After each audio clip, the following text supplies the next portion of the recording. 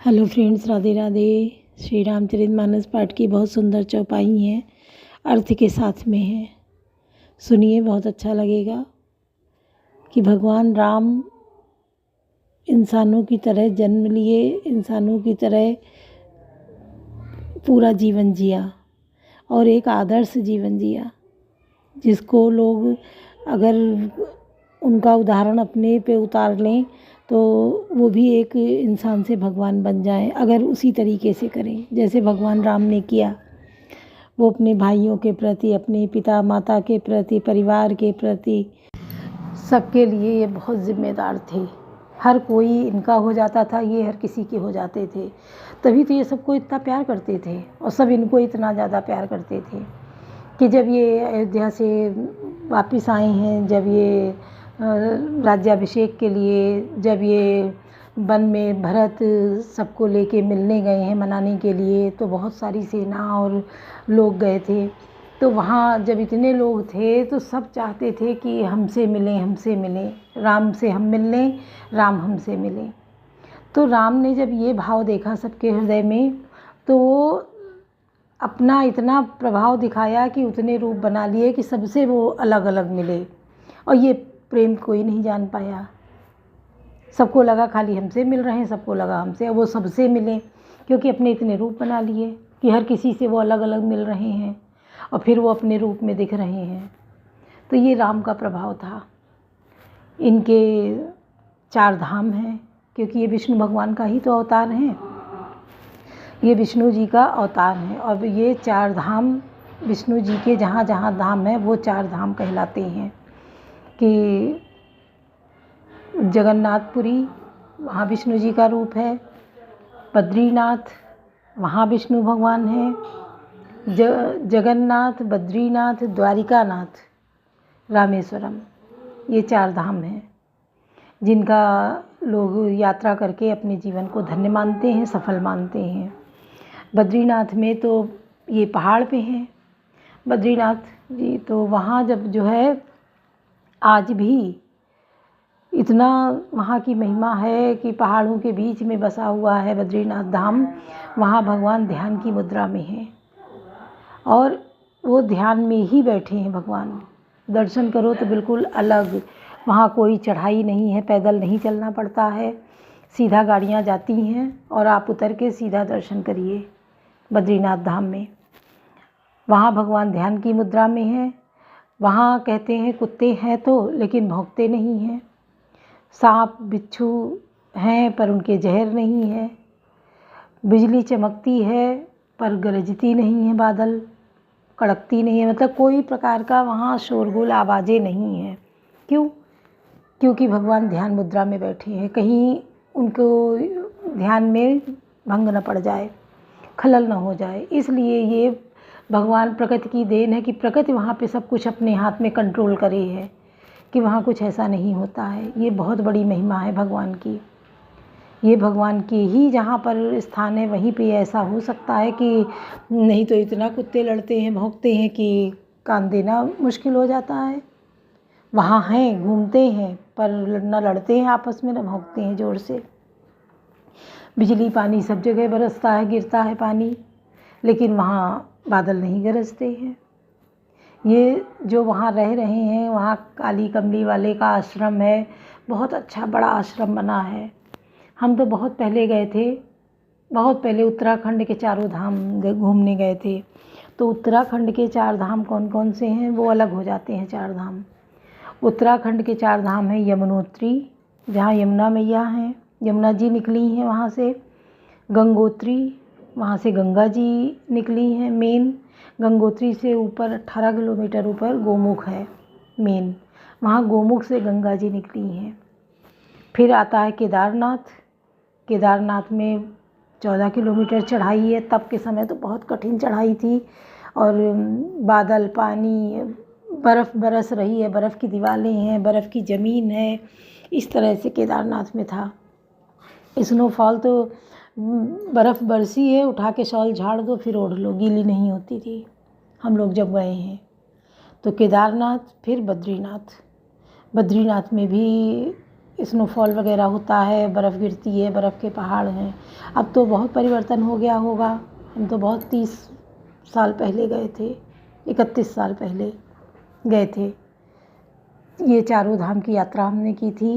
ये प्रभु की कृपा है कि हमने की थी। और जो गंगोत्री माँ हैं, वहाँ आरती देखने में बहुत अच्छा लगता है। गंगोत्री से 18 किलोमीटर गोमुख की चढ़ाई है। वहाँ जब जाओ तो वहाँ तब बर्फ़ के ही पहाड़ थे। अब तो देख रहे हैं फ़ोटो में सब सूखे पहाड़ हैं, तब वो सब बर्फ़ के पहाड़ थे। पूरी बर्फ़, ऊंचे ऊंचे शिवलिंग जैसे बने थे। फ़ोटो भी है हमारे पास। जो छोटे छोटे टुकड़े बर्फ़ पड़े थे उन पे भी सब बर्फ़ थी। जो ये लगता था सब बर्फ़ ही बर्फ़ है हर जगह। तो मंदिर वहाँ कोई नहीं था, केवल जो पहाड़ है वो गोमुख, गाय के मुख के आकार का पहाड़ है वहाँ, इसलिए उसको गोमुख कहा गया है। और मेन गंगा जी वहीं से निकली हैं, वहाँ से उतर के गंगोत्री में आती हैं। गंगोत्री से फिर ऋषिकेश, हरिद्वार होते हुए निकलती हैं। तो बहुत सुंदर दृश्य है। यमुनोत्री में तो इतना बड़ा बड़ा सब वो पड़ा है, ग्लेशियर, बहुत बड़े बड़े ग्लेशियर थे। तब जब हम गए थे हमने देखा था बहुत बड़े बड़े ग्लेशियर थे। और वहाँ तब भी इतनी ठंड में गर्म पानी का कुंड है हर जगह, गर्म पानी का झरना है। पता नहीं कहाँ से आता है इतना गर्म पानी कि नहाओ तो पूरी सिकाई हो जाती है पूरे बदन की। तो और यमुनोत्री मैया में वहाँ पे एक चौकोर सा कुंड बना था, चावल पोटली बना के और बांध दो, उसी पानी में लटका दो, वो चावल पक जाते थे। ऐसा वहाँ का वो था, वो लोग लेके अपने साथ आते थे घर को। तो ये चीज़ें आप खाली टीवी पे देखें, पिक्चरों में देखें, पढ़ें, नहीं समझ में आएगा। जब तक आप प्रैक्टिकल नहीं जाएंगे, वहाँ घूमेंगे नहीं, तब तक नहीं समझ में आएगा। जाना चाहिए, एक बार जाइए, घूमिए। अलग अब तो बहुत लोग जाने लगे हैं, तब नहीं जाते थे, अब बहुत लोग जाते हैं। यात्रा बहुत अब सुगम हो गई है, आसान हो गई है। बद्रीनाथ जी के यहाँ तो काली कमली वाले का आश्रम है, वहाँ बहुत सुंदर व्यवस्था है। खाने पीने का सब बहुत अच्छा। पहाड़ी लोग ईमानदार बहुत होते हैं, मेहनती और ईमानदार, बहुत सेवा भाव होता है। वो लोग कहते हैं कि हम लोग अगर इस तरीके से ना रहें तो आप लोग आएंगे नहीं, आप लोग आएंगे नहीं तो हम लोग खाएंगे क्या। ये 4 महीने की कमाई से हम लोगों का पूरा साल बीतता है, यही कमाई का समय होता है। तो लोग पूरी मेहनत और ईमानदारी से वहाँ सेवा में लगते हैं। गर्म पानी दे देंगे, चाय खाना आपको वहीं रूम में आके दे जाएंगे, वहीं से बर्तन उठा ले जाते हैं, बहुत अच्छी व्यवस्था। लेकिन स्नोफॉल का अलग ही दृश्य है, जो बर्फ़ बुरादे जैसी गिरती है और फिर उठा के झाड़ दो, शाम होते ही सब अंदर हो जाते हैं। अगर ना हो तो बहुत तेज़ वो बर्फ़ बरसती है कि हम लोग रुके थे गोमुख के बीच रास्ते में, एक होटल था, शीशे लगे थे सब। और जैसे हम लोग अंदर एंट्री किए हैं, वापसी में लौट के शाम हो गई, ऐसी बर्फ़ बरसी है कि तिरछा, जैसे पानी नहीं तिरछी बौछार आती है, ऐसे आके पूरा शीशे के सहारे ऊंचा ढेर सा लग गया बर्फ़ का, जैसे घिसी हुई बर्फ़ होती है, ऐसी बर्फ़ थी। सुबह होते होते वो पिघल गई। और जिन जगहों पे जमनी है वहाँ पे जमी भी रहती है वो बर्फ़, वही तो जमती है। जाड़ों में सब पहाड़ बन जाते हैं बर्फ़ के, तभी रास्ता बंद हो जाता है, जाने आने का रास्ता नहीं रह जाता है जाड़ों में। वहाँ से केदारनाथ से डोली, गंगोत्री की डोली सब नीचे आ जाती हैं हरिद्वार और ऋषिकेश में। पहाड़ों से नीचे उतर के यहाँ पूजा पाठ होता है, क्योंकि दोनों टाइम पूजा होता है। और कहते बद्रीनाथ में तो दीपक, जब कपाट बंद किए जाते हैं तो दीपक जला के रखा जाता है और 6 महीने बराबर बंद रहता है।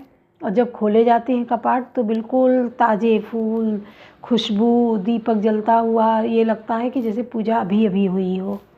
ऐसा जब खोलो मंदिर तो ऐसा मिलता है वहाँ। ना हो तो आप लोग जाइए, सर्च करिए, आपको भी ये बातें पता चलेंगी। हमने तो 30 साल पहले जाके देखा था मंदिर में, बहुत सुंदर दृश्य है मंदिर का। तो सुनिए। माही जो नहीं हो तात तुम पाही, बंदऊ राम नाम रघुबर को, हेतु प्रसाद भानु हिम कर को, विद हरि हरि मैं वेद प्राण सो, अनुगुण अनुपम गुण निधान सो, मैं श्री रघुनाथ जी के नाम राम की वंदना करता हूँ, जो कृषाणु अपनी भानु सूर्य और हिमकर चंद्रमा का हेतु अर्थात रा आ और माँ रूप से बीज है। वह राम नाम ब्रह्मा विष्णु और शिव रूप है। वह वेदों का प्राण है, निर्गुण उपमा रहित और गुणों का भंडार है। महामंत्र जो जपत महेशु काशी मुकुट हेतु उपदेशु महिमा जासु जान गण राहु प्रथम पूजियत नाम प्रभाऊ। जो महामंत्र है जिसे महेश्वर शिव जी जपते हैं और उनके द्वारा जिनका उपदेश काशी में मुक्ति का कारण है तथा जिनकी महिमा को गणेश जी मानते हैं, जो इस राम नाम के प्रभाव से ही सबसे पहले पूजे जाते हैं। जान आदि कवि नाम प्रतापो भयो शुद्ध करी उल्टा जापो सहस नाम सम सुन शिव बानी जपे जही प्रिय संग जय प्रिय संग भवानी। आदि कवि श्री वाल्मीकि जी राम नाम के प्रताप को जानते हैं, जो उल्टा नाम मरा मरा जब कर पवित्र हो गए। श्री शिव जी ने इस वचन को सुनकर कि एक राम नाम सहस्र नाम के बराबर है। पार्वती जी सदा अपने पति श्री शिव जी के साथ राम नाम का जप करती रहती हैं। हर से केतु हेरि हरिहर की ही को कि अभूषंती को नाम प्रभाव जान शिवनी को कालकूट फलदीन अमी को। नाम के प्रति पार्वती जी के हृदय की ऐसी प्रीति देखकर श्री शिव जी हर्षित हो गए और उन्होंने स्त्रियों में भूषण रूप पतिव्रताओं में शिरोमणि पार्वती जी को अपना भूषण बना लिया, अर्थात उन्हें अपने अंग में धारण करके अर्धांगिनी बना लिया। नाम के प्रभाव को श्री शिव जी भली भांति जानते हैं, जिस प्रभाव के कारण कालकूट जहर ने उनको अमृत का फल दिया। कवन सुकाज कठिन जगमाई जो नहीं हो तात तुम पाई वर्षा ऋतु रघुपति भगत तुलसी साल सुदास राम नाम भर भरन जुग सावन भादो मास। कवन सुकाज कठिन जगमाई जो नहीं हो तात तुम पाई।